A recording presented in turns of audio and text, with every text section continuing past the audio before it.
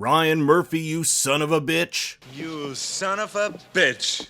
Yes, another season of American Horror Story has come to an end, and I'll be perfectly honest. I really enjoyed it. If you like the campiness, pardon the pun, and if you're also like me who grew up watching cheesy 80s slasher movies, this season was such a fun homage to those films. I would even put this season in my top 3. Yes, I know that statement will automatically get me some dislikes. That being said, the ending, although good, was not great, leaving a lot to be desired both plot and character-wise. So in this video, I'm going to go over how American Horror Story 1984 should have ended. 5, 6, 7, 8! Now before we get into this new ending, we have to go over an important ground rule. Episode 1 to 8 will remain unchanged. This isn't because I think they're perfect, that's not the case at all. It's just that if I started cherry picking things here and there to change, this video would get super complicated and I want to avoid that. Now that we've got that out of the way, we need to focus on those aspects of the finale that I think need to be changed. And I'll focus more on broad criticisms than nitpicking minor things like, oh, I wish Xavier had more airtime. I see you Cody Fern fans out there. My 3 main criticisms are as follows. 1. The curse of Camp Redwood was never fully explored or resolved. 2. Some of the most important character arcs, namely Brooke and Ricky, were deeply unsatisfying. And finally, the lack of tie-ins to other AHS seasons. The Curse of Camp Redwood is an enigma to me, with rules that seem to switch episode to episode in order for certain plot points to be hit by the writers. Like, how long does it take for a body to resurrect? That kind of changes throughout the season. How can Lavinia seemingly teleport? Where did Jingles go at the end of episode 8? For now, let's focus on what we do know about this curse and build our ending around that. 1. It started in 1948 with the death of Bobby Richter and her mother's subsequent murder spree resulting in Benjamin killing his own mother.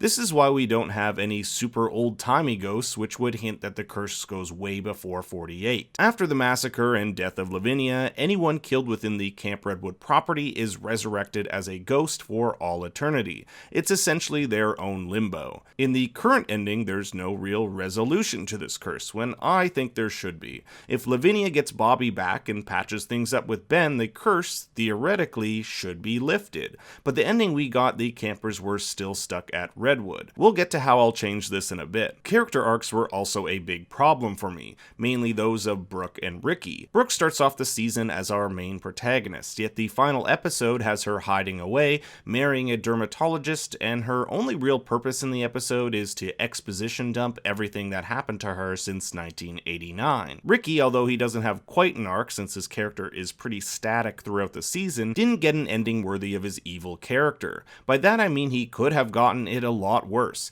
Now I don't mean physically, since his death was quite brutal, but emotionally. An emotional betrayal of sorts by someone he admires more than anyone else. We'll get to that too. And finally, the ending missed some great opportunities to tie in previous AHS seasons. AHS is known for connecting tons of characters from different seasons to one another, and I think they could have exploited this much more, particularly Ricky's relationship to Satan tying into Apocalypse. Okay, you've heard my critiques, now I'm going to show you how I think this season should have ended.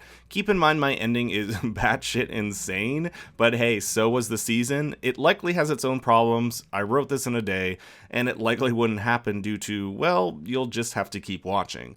Let's get into it. We start just like the original ending. A grown-up Bobby Richter has arrived at Camp Redwood in 2019, searching for answers about his father. Whereas the original has him meet Montana and Trevor, in my version he meets Jingles, his dad. One of the things I didn't like about the original was that Bobby and Jingles hug once and that's about it. In my way, it allows them to connect a bit more before the big finale, so that when things finally get resolved, we feel more attached to them and it's more emotional, less forced. Well, Jingles will go on to say that he and the other ghosts are stuck for eternity at Camp Redwood. Their souls will never be at rest. The curse was supposed to be lifted when Lavinia was reunited with Bobby, but some evil force is preventing the ghosts, aka the other campers and counselors, from moving on.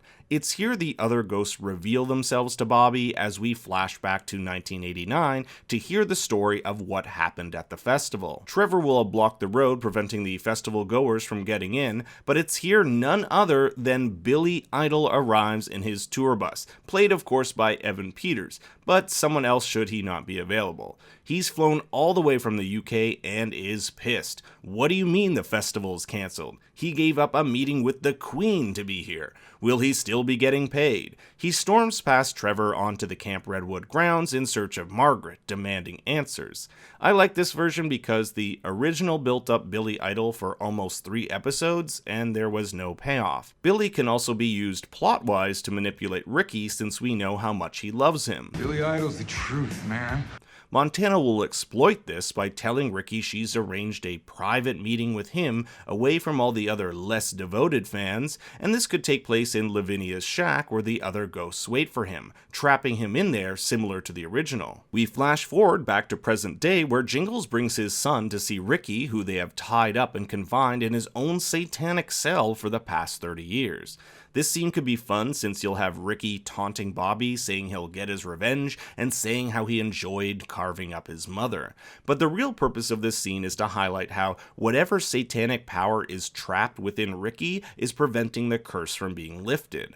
The ghosts have tried everything, but Ricky keeps coming back to life with his satanic spirit trapped within him. If they can somehow remove this demonic force from his body, maybe they can break the curse. In the meantime, they've done the only thing they can. Keep him confined so he can't escape Redwood. Bobby is now determined. He says he'll find a way to lift the curse and save the other ghosts. After all, it was his father and the other ghosts who have been protecting him and the world all these years from the evil that is Ricky. It's the least he can do. Jingles tells Bobby to start his quest with Donna Chambers at the Red Meadows Asylum. She may have some answers. Bobby visits Donna at the asylum, similar to how he did in the original. Here we'll have Donna recount how Brooke and her got their revenge and killed Margaret, but my version has an injured Brooke being taken to the camp's edge by Ray, only for her to be saved by none other than Billy Idol, whose tour bus is still there. As we flash forward, Bobby says he thought Brooke didn't survive. He searched everywhere for a Brooke Thompson, but couldn't find one. That's because she's no longer Brooke Thompson. Are you ready for this? She's Brooke Idol.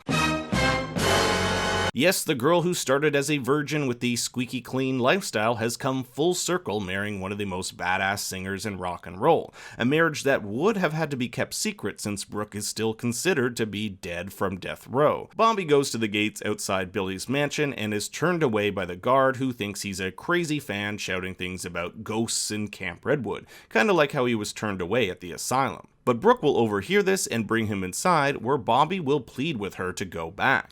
They need to save the others and stop Ricky for good. The curse of Redwood needs to be lifted, and he doesn't know who to turn to. Back at Redwood a few days later, Chet and Birdie are on the night shift looking after Ricky, just like the original, when they are viciously murdered by none other than Billy Idol. But as we'll find out, spoiler alert, this is all part of the plan. It's not a big deal to kill Chet and Birdie since they'll just resurrect again. Ricky is astonished to see his true hero helping him out of his confinement. Billy saying that Satan talked to him and ordered him to set Ricky free, that Satan isn't done with him. Billy tells him a boat is waiting for them at the dock and that they'll finally be free once they get off the property. As they get down to the dock, Ricky remarks, "Where's the boat?" But it's all a trap, revealing Cordelia at the other end of the dock. Yes, the Cordelia good from Coven and Apocalypse. If there's anyone who can deal with satanic beings, it's her, and you know I had to bring our girl Paulson back. As we'll find out, Billy is actually a warlock who attended Hawthorne, hence how he would know Cordelia, and we could also tie this into his success as a rock star. Cordelia will cast a spell, lifting Ricky into the air as the demonic spirit escapes from his throat and mouth. The other ghosts from the season emerge from the forest watching as these events unfold, including both Bobby, Jingles, Lavinia, and Bobby Jr. all side by side. With a final blow, the demonic entity is destroyed, casting the entire lake and forest in bright white light, Ricky's body collapsing on the edge of the dock. The curse has been lifted, and Ricky is now mortal. Billy takes Ricky's curved knife, ready to end him for good. It's the biggest betrayal for Ricky, his hero being the one to kill him, when Brooke swerves in and guts him in the stomach. After all, it was Ricky who first tried to kill her in episode 1. With blood coming out from his mouth, his face of betrayal turns to an evil smirk as he recites Billy's lyrics from his song Rebel Yell, saying, "More, more, more," as Montana and the other ghosts stab him mercilessly. We get a goodbye between Jingles and Bobby before a mysterious force slowly pulls the ghosts towards the center of the lake. Cordelia, Bobby, Brooke, and Billy watch as the ghosts disappear above the lake, their souls finally put to rest, and the curse of Redwood finally lifted. I would have loved to have months working on a better ending than this one, but hey, with a half day and not having to worry about whether Evan Peters or Sarah Paulson could come back, I thought this would be a fun exercise for all of us AHS fans out there. If you enjoyed it, I would love it if you gave it a like and made a comment. And make sure to subscribe since I have tons of other videos coming up before the next AHS season. You can also follow me on Twitter at ThinkStoryYT. Until next time, remember, Daddy loves you very much.